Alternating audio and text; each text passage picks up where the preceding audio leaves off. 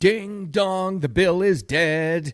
Something amazing happened yesterday and today and going forward. And I promised you, my promise to you, you can't talk about current events without talking about some politics. But my promise to you is not to always make it about the swampy crap, right? Because nobody wants to be bombarded with that all the time. But in talking about this gross, disgusting continuing resolution bill that happened in Congress, but the end result of it, what happened? We, the people, spoke up, and it was incredible. Not to get into the weeds of that too much, but we'll talk about that today. We also got to talk about some good news, about some Christmas stuff. Men are finally speaking up, and we're saying, fellow dudes, what we want. It's also good news about the American Eagle, believe it or not. Bet you didn't have that on your dance card today. I didn't either. But it is good news. But to kick it all off, we are now, when you're less than a week, you're in the red zone, right? Less than a week officially in the red zone before the big day, Christmas Day.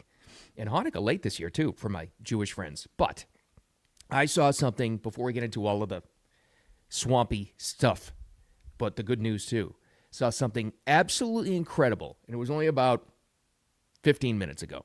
I know you can find any poll, any statistic, anything you absolutely want to make it fit your narrative. I totally understand that. But there was a national poll they did this year. I was fascinated by this. All I wanted to do was look up to see, in general, in some of the national polls, and I believe this one was Rasmussen, they talked to people who intend on buying Christmas gifts this year, and they asked people when they start their Christmas shopping.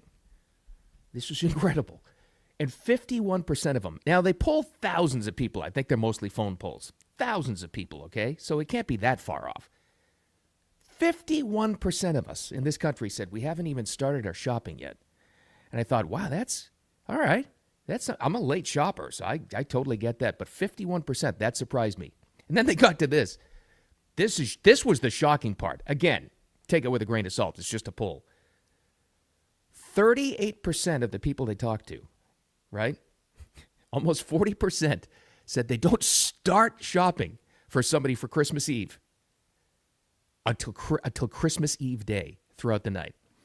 That's a ballsy move, boy. Wow, I'm a late shopper, but boy, even wait until, because even Christmas Eve, even Amazon's not going to get half your stuff there the next day. I don't know if I would push it that far. And I'm a late shopper, like I said. I am a procrastinator, but if that's true, maybe people were just trying to give a shocking answer. 38% of people don't start shopping until Christmas Eve. That's like the old Christmas movies from the 40s and 50s.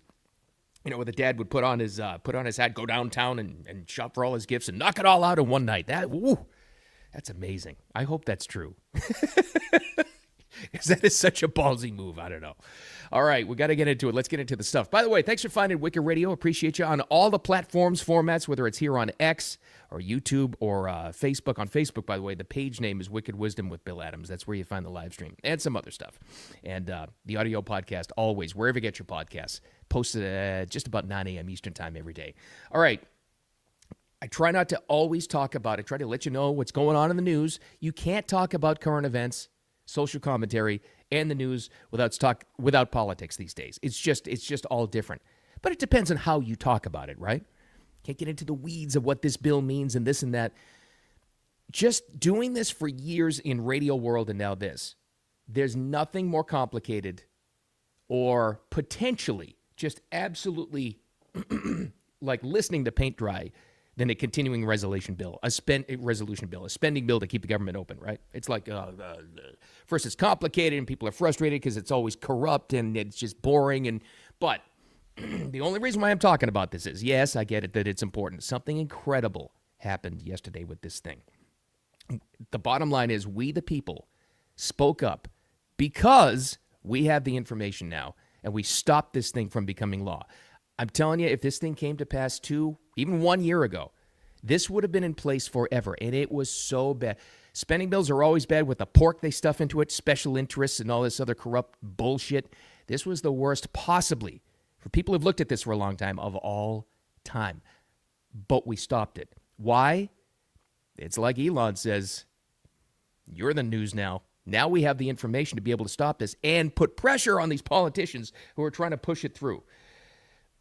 Here's a little breakdown of what was in this thing, okay?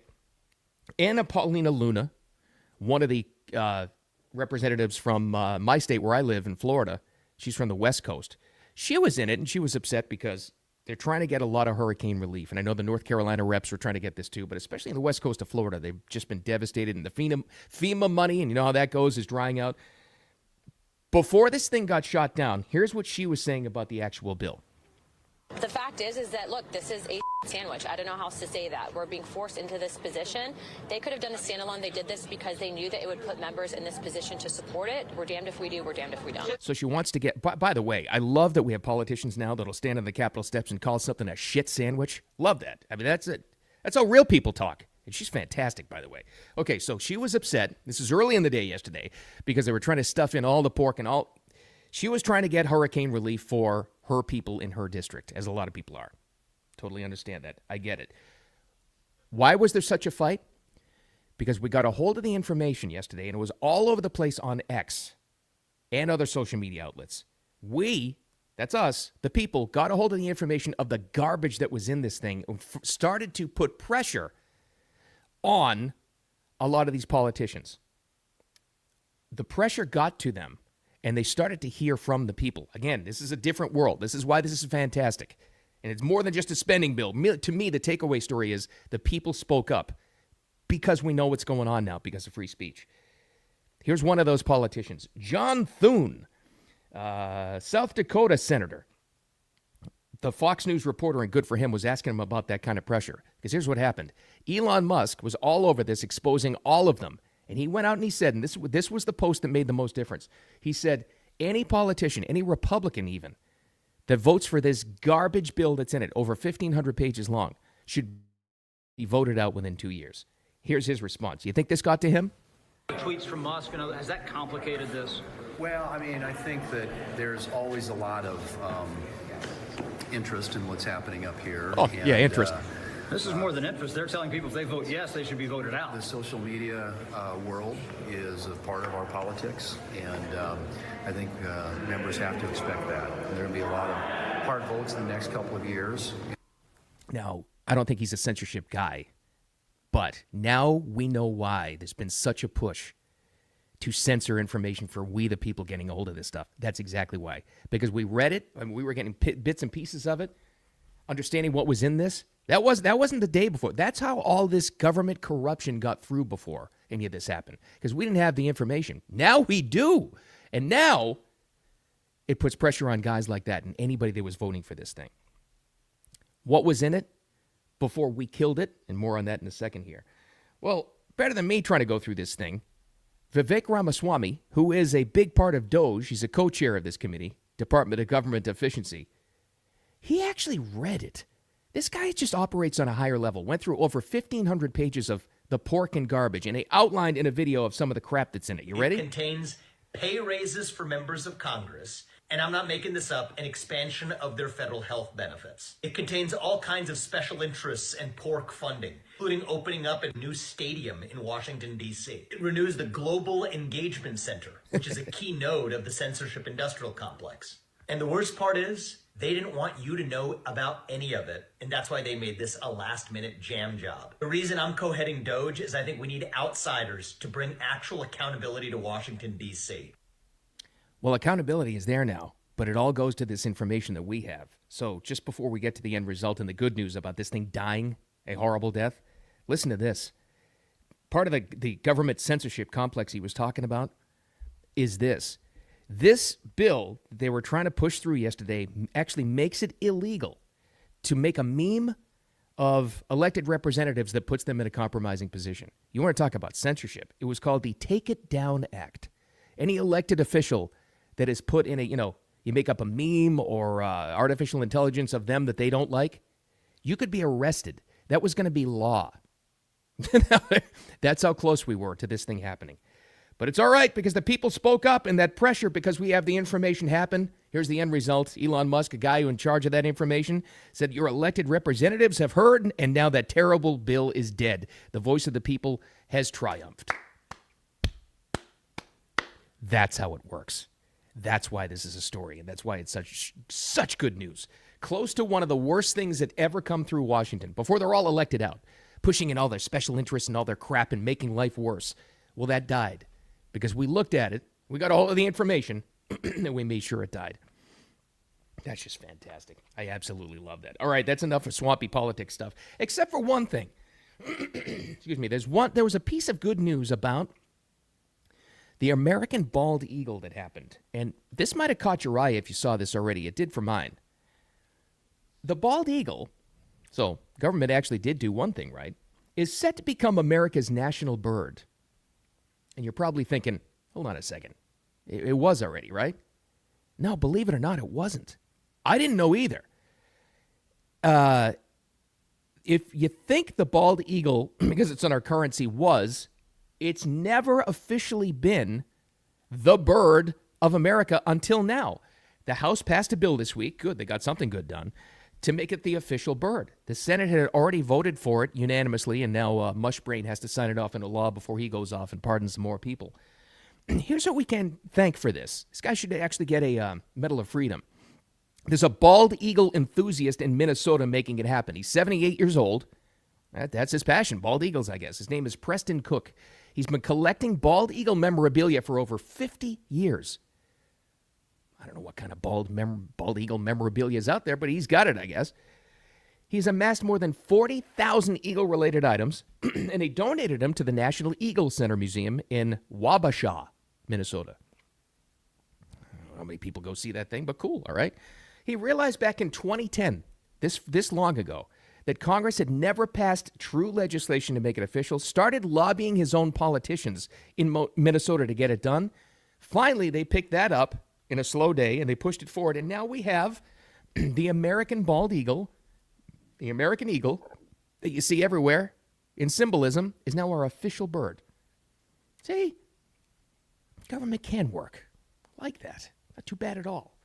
All right. Like I said, we're getting closer and closer to Christmas, and I hope you're not like me and the 38% of other Americans who haven't done anything yet. But this was fascinating to me. This popped up yesterday as well. There's a viral video. I know, it's gone viral, as the kids say. Some TikTok lady did something, and I actually give her credit for this.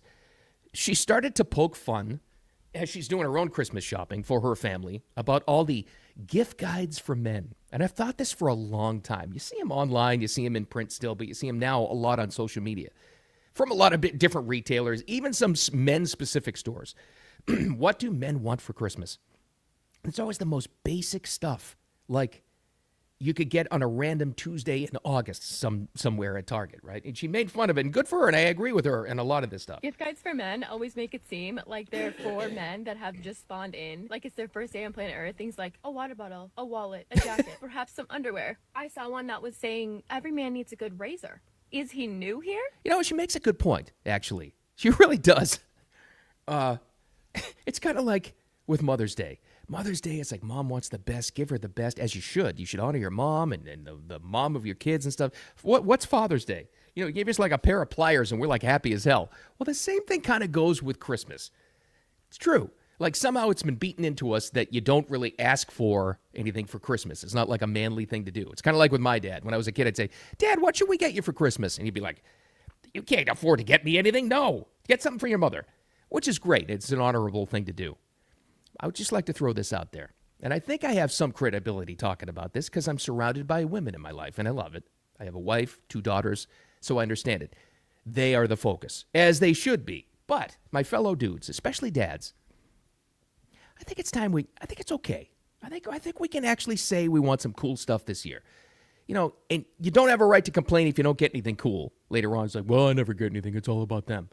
If you didn't tell them. So if you want something else, get rid of that stigma. Get rid of the guilt. Absolutely, completely, as an adult dude, I think we should be able to put together a Christmas list and tell them what we really want. If it winds up you get a pair of pliers for Christmas, nobody else to blame but us. That's it, because we didn't tell them. So you want something cool for Christmas this year, not just utilitarian things, guys. This is the year we speak up. Absolutely. Now we can make a difference because now it's trending. If that lady's saying it, absolutely we can. All right, that's all I got. I got to go Christmas shopping, I think, because I've been guilted into it.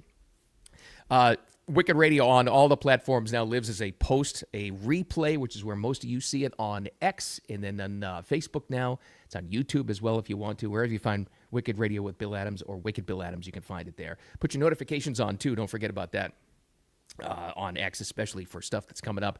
And don't forget about the audio podcast. Wherever you get those things, download them, share it along, which you've been doing. I appreciate that so much. Wherever you get your podcasts, on iHeart, Spotify, Apple, probably somewhere else, and I don't even know. But anyways, all right. The main takeaway, we the people spoke up and killed that awful bill. That was a great, great thing. And the second thing is, don't ever take any crap from anybody, especially in the holiday season. Have a wicked awesome Thursday, getting closer and closer to Friday. All kinds of fun stuff to talk about for tomorrow. With that said, we'll talk to you then.